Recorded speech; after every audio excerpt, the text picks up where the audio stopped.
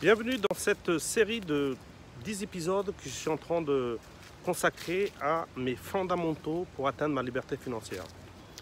Bonjour, c'est Alex Ferreira, investisseur immobilier depuis plus de 20 ans, à laquelle je suis en train de faire toute une série de 10 vidéos à laquelle je parle un tout petit peu de ce que j'ai mis moi en place, les questions que je me suis posées pendant que j'ai voulu investir dans l'immobilier, à laquelle ça a été mon processus pour atteindre ma liberté financière. Donc dans cet épisode 3, parce qu'on est déjà sur le 3e épisode, à laquelle là, on parle de l'état d'esprit pour investir. Moi je dirais, c'est même pas l'état d'esprit pour investir, c'est l'état d'esprit pour n'importe quel projet.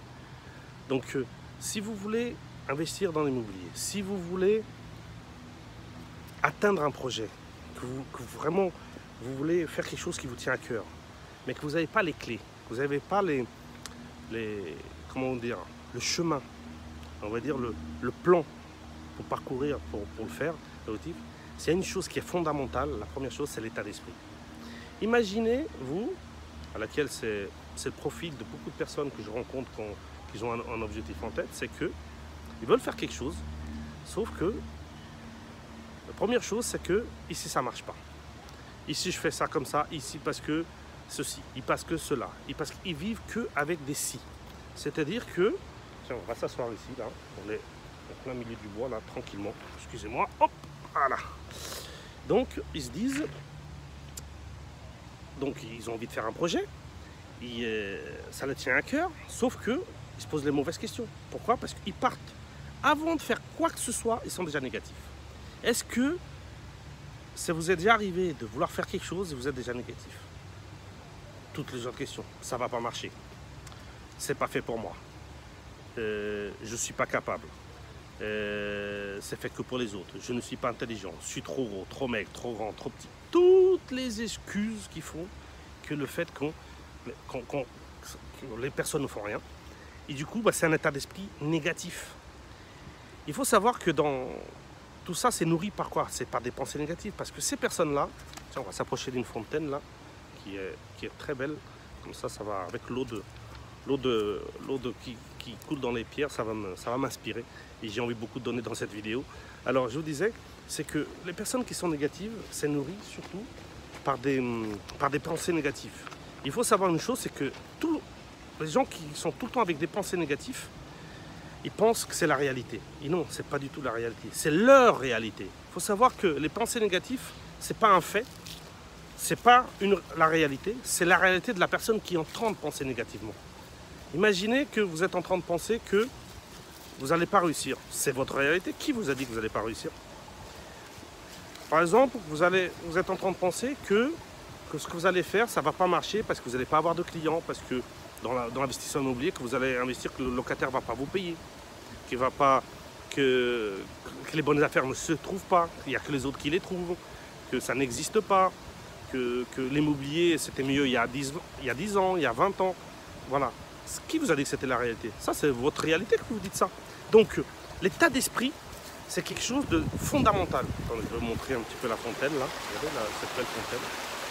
Voilà, avec cette belle ruisseau. Voilà.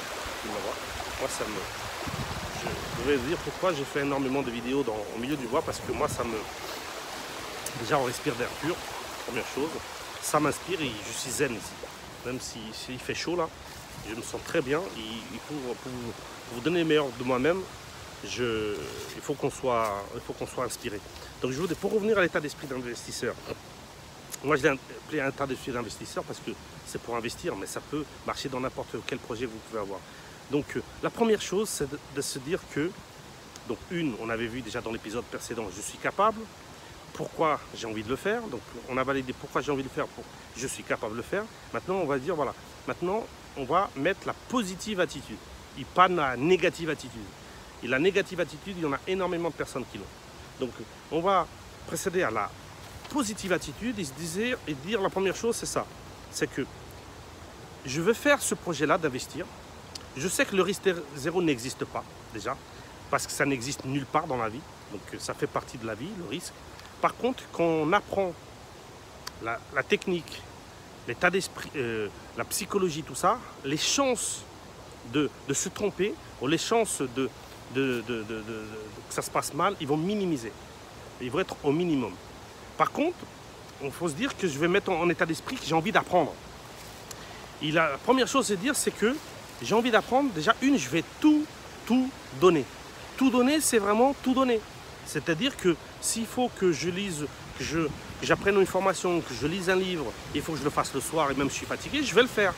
Si je me suis dit, il faut que j'apprenne en une semaine, en 15 jours, cette formation, ce séminaire, cette conférence, ça, je vais le faire.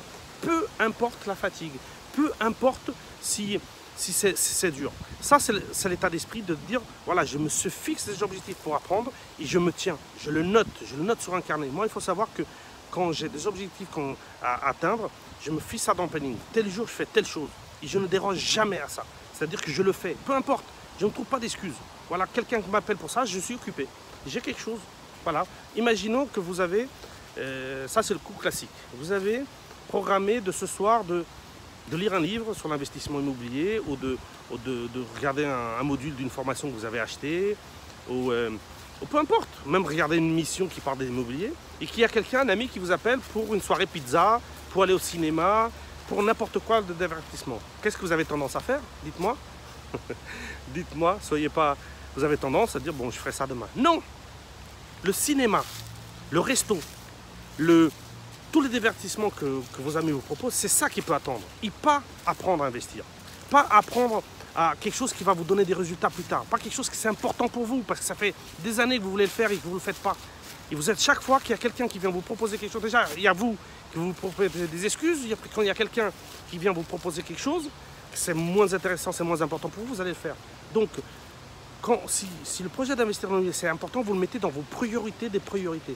Et donc, quand vous programmez quelque chose, vous ne dérogez pas à ça. À part si ça a vraiment un imprévu d'ordre de santé ou vraiment quelque chose de votre famille, tout ça, ça c'est autre chose. Mais remplacer un cours, une formation, lire un livre par rapport à votre projet qui est principal, mais ça peut être investissement ou un autre projet, le remplacer par du divertissement, ça c'est pas possible. Ça, c'est hors de question de le faire. Et ça, je vous dis tout de suite, vous ne devez pas le faire. Sinon, vous allez toujours, tous les jours, vous allez vous trouver des excuses pour ne pas le faire. Parce que je suis fatigué, parce qu'il faut que j'ai ça à faire, parce que j'ai pas envie, parce que ceci, parce que cela. C'est pour ça qu'il y a beaucoup de personnes que dans la vie, ils disent, moi, j'y arrive pas. J'arrive pas. C'est pas qu'ils n'y arrivent pas, c'est qu'ils se trouvent des excuses. Ils font les choses moins importantes. Les choses importantes, ils ne les font pas. Et ça, c'est quelque chose qu'il faut se le mentaliser. Donc ça s'appelle l'état d'esprit d'investisseur. Donc l'état d'esprit que je vous parle, c'est de mettre ses priorités, les écrire, les mettre dans un planning et on ne déroge pas à ça. Ça, c'est la première chose que vous devez faire. Ça, c'est quelque chose de très, très, très, très important. Et la deuxième chose, se dire, c'est quand j'ai un projet, quand je veux faire quelque chose, je vais avoir des difficultés. Parce que ça ne va pas se passer. Parce qu'un projet ne se passe jamais, mais jamais comme on l'avait prévu. Jamais. On a toujours des imprévus. Toujours. Et le problème est comme les personnes qu'ils n'ont pas mentalisé dans la psychologie, dans leur cerveau, donc dès qu'il y a le moins d'imprévu, bah, ils baissent les bras. Pourquoi? Tout simplement parce qu'ils n'ont pas anticipé. Parce que s'ils s'auraient dit, je vais faire un projet, investissement immobilier, et je sais pendant la période que je vais être dans la recherche, je vais avoir des imprévus. Je vais avoir des coûts que ça ne va pas être évident. Je vous donne un exemple. Imaginons le plus classique. Vous voyez un bien immobilier, il est vraiment bien et tout. Le prix est intéressant, vous arrivez là-bas, il est vendu. Oh, la personne qui vient juste passer devant vous vient de vous piquer. Qu'est-ce que vous avez tendance à faire? À laisser tomber. Ah non, c'est trop dur, je laisse tomber. Non, non, non. Il ne faut pas faire ça. Si vous laissez tomber dès la première difficulté, vous n'allez jamais y arriver. Cette fois-ci, vous avez perdu, mais vous allez vous battre la précédente. Des fois, ça marche qu'au bout de la 4e, 5e, 6e, 10e fois. Si vous laissez tomber dès la première difficulté, vous n'allez jamais, jamais y arriver. Ça, il faut se le dire. Il faut que vous le disiez. Il faut se dire que le projet d'investir dans l'immobilier, il va avoir des imprévus, il va avoir des choses qui ne vont pas être agréables, sauf que je suis préparé à les affronter. Quand elles vont arriver, je ne serai pas surpris, parce que je les avais prévues.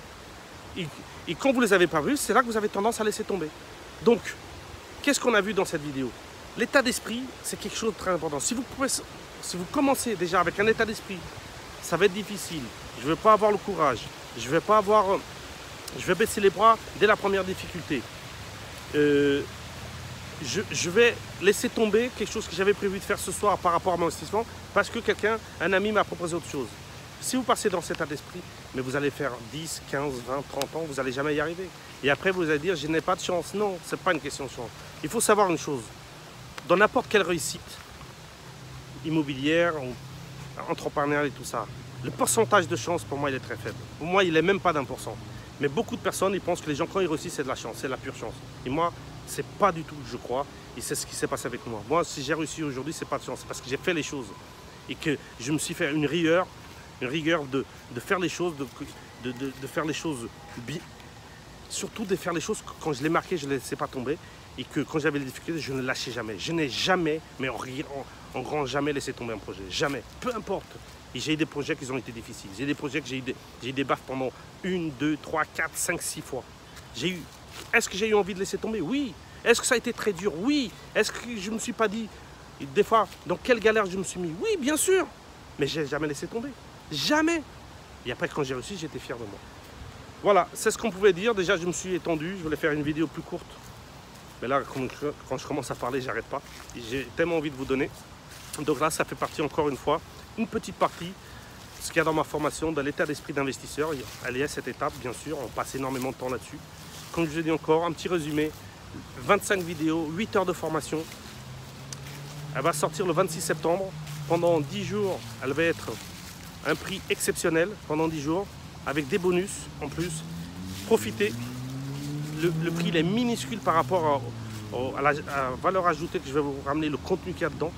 Et vous allez vous dire, un jour j'ai écouté une vidéo de quelqu'un qui m'a inspiré, je me suis formé et maintenant je suis devenu millionnaire en immobilier. C'est ce que je vous souhaite, c'est ce que moi j'ai fait aujourd'hui.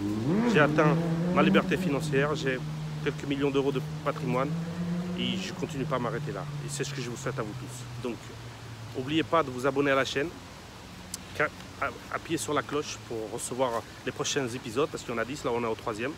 Donc il y en a 10 épisodes à laquelle on dévoile un tout petit peu ce qu'il y a dans la formation.